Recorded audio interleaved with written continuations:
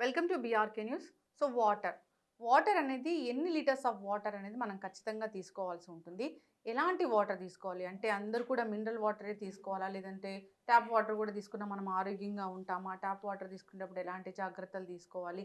ఏ టైంలో మనం వాటర్ అనేది తీసుకోవాలి? వాటర్ సఫిషియంట్ అనేది మనకి ఎలా తెలుస్తుంది? ఈ వివరాలు తెలుసుకుందాం. ఈరోజు మనతో పాటు ఉన్నారు ప్రముఖ alternative medicine specialist and family counsellor doctor Swathi గారు. మేడం నమస్తే అండి. నమస్తే లక్ష్మి గారు. డాక్టర్ గారు జనరల్‌గానే వాటర్ తీసుకోవడంలో చాలా డౌట్స్ ఉంటాయి. అంటే ఎన్ని లీటర్స్ ఆఫ్ వాటర్ అనేది మనం తీసుకోవాలి? అంటే మార్నింగ్ గోరువెచ్చని నీళ్ళు తీసుకోవాలా? సో, డే అంతా కూడా నార్మల్ వాటర్ తీసుకోవచ్చా? ఇంకా తీసుకునే వాటర్‌లో కూడా మినరల్ వాటర్ తీసుకోవాలా? ట్యాప్ వాటర్ మంచివి కావా? ఇలా చాలా డౌట్స్ ఉంటాయి. ఏం చెప్తారండి ఓవరాల్‌గా దీని గురించి? చాలా పెద్ద సబ్జెక్ట్ లక్ష్మి గారు ఇది. చాలా సార్లు అర్థం కాదు. ఎందుకంటే చాలామందికి డౌట్స్ ఉంటది. వాటర్ ఎలా తాగాలి? ఎలాగ తాగకూడదు? 99% ఎవరినైనా మనం చెక్ చేస్తే వాటర్ తీసుకునేటటువంటి ఒక సిస్టమ్ ఉంది గదా! అది నిజంగానే చాలామంది ఫెయిల్ అవుతారు.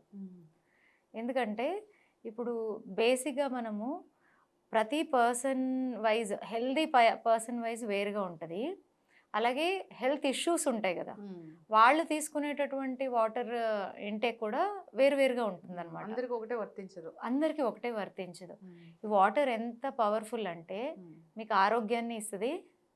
అలాగే మీ ఆరోగ్యాన్ని దెబ్బ కూడా తీస్తుందనమాట. సో, అంత పవర్‌ఫుల్ వాటర్. మనం స్కూల్ డేస్‌లో చదువుకున్నాం సైన్స్‌లో బాడీలో ఎక్కువగా ఎక్కువ శాతం ఉండేటటువంటిది నీరు అని. అంటే 65-70% యెస్. వాటర్ ఉంటుంది అని చెప్పి. సో, అక్కడే మన బాడీనే మనకు చెప్తోంది. అంటే ఒక బాడీ హెల్తీగా ఉండాలి అంటే వాటర్ ఇంటేక్ అనేది ఎంత ఇంపార్టెంట్ అనేది మనకు చెప్తుందనమాట. యెస్. సో, అలాగే బేసిక్‌గా అందరూ ఏ హెల్త్ ఇష్యూ లేదు. అటువంటి వారు ఎంత వాటర్ తీసుకోవాలి అంటే మినిమమ్ 2-3 లీటర్స్ అనే వాటర్ మనం కంపల్సరీ తీసుకోవాలి.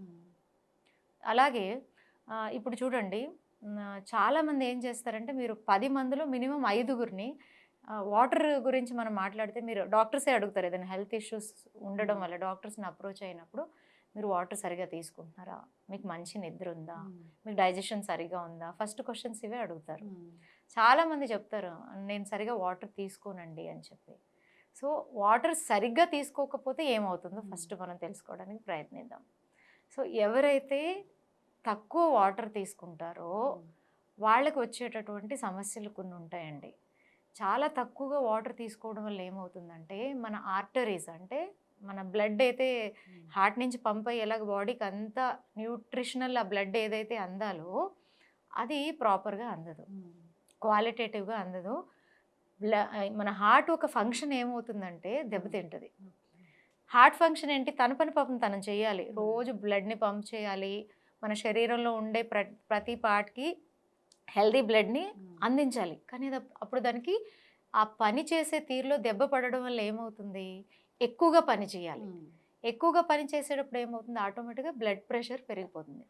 సో, బ్లడ్ ప్రెషర్ వద్దు సమస్య అనేటటువంటి వారు తప్పకుండా మనం ఏదైతే నార్మల్ వాటర్ ఏదైతే ఇంటేక్ ఉందో తీసుకోవాలి. అంటే 2-3 లీటర్లు కంపల్సరీ. లో బీపీ ఉండేటటువంటి వాళ్ళు మంచిగా వాటర్ తీసుకోవాలి. అలాగే హై బ్లడ్ ప్రెషర్ పెరిగిపోయేటటువంటి వాళ్ళు కూడా ప్రాపర్‌గా వాటర్ తీసుకోవాలి. దీనివల్ల ఏమవుతుందంటే రక్తనాళాలు దెబ్బతింటాయి. చిన్న వయసులోనే హార్ట్ ఇష్యూస్ అన్నీ వస్తాయి. దీంట్లో ఏమవుతుందంటే మనకి బాడీలో ఈ టాక్సిన్స్ అన్నీ కలెక్ట్ అయిపోవడం వల్ల త్వరగా ఇప్పుడు చూడండి చాలామంది నన్నే హెల్తీగా ఉన్నాను అంటారు. హార్ట్ అటాక్ వచ్చింది అని అంటారు. ఇలాంటి రీజన్ కూడా ఉండుండొచ్చు. ఎక్కడో అక్కడ ఒక 10 రీజన్స్ ఉంటాయి. దాంట్లో ఇది కూడా ఒకటే. ఇది మనము చిన్న చేంజే కదండి. మన రోజువారీ జీవితంలో మనం చేసుకునేటటువంటి చిన్న మార్పు అంతేనా? సో, దీనివల్ల ఇంకేమేమి వస్తాయంటే మైగ్రేన్ అనే ఇప్పుడు ఎవరినన్నా అడగండి 10 మందిలో 9 మంది నాకు మైగ్రేన్ ఉంది అంటారు. మెడిసిన్ వల్ల ఇది ఇష్యూ సాల్వ్ అవ్వదు. ఈ మైగ్రేన్ ఉన్నటువంటి వాళ్ళు కూడా వాళ్ళు ఎటువంటి ఇంటేక్ తీసుకుంటున్నారు వాటర్ అని చెక్ చేసుకోవాలి. స్కిన్ ఇష్యూస్ ఎవరెవరైతే వాటర్ తక్కువ తీసుకుంటారో వాళ్ళకంతా వచ్చే సమస్యలు ఇవి. స్కిన్‌కి సంబంధించిన సమస్యలు ఎక్కువగా వస్తాయి.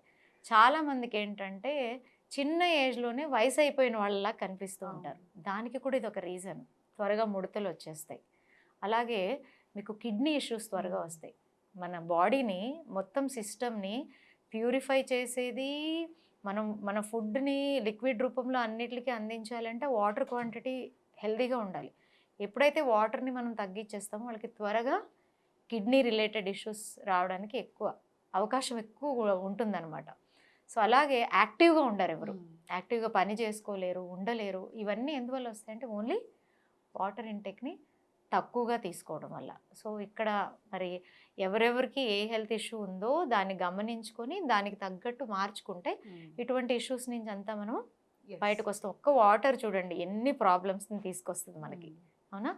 సో చాలా మందికి డౌట్ ఉంటుంది, ప్రతి ఒక్కళ్ళు ఎంత వాటర్ తీసుకోవాలి అనేది. ఇది ఒక యూనివర్సల్ డౌట్, యూనివర్సల్ క్వశ్చన్. కొంతమంది ఏంటంటే వాటర్ ఎక్కువగా తీసుకుంటే ఆరోగ్యంగా ఉంటాము, కానీ ఎంత తీసుకోవాలో తెలియదు. సో హెల్దీగా ప్రతి ఒక్కళ్ళు ఉండడానికి minimum 2 to 3 litres of water తీసుకోవాలని చెప్పాను మీకు.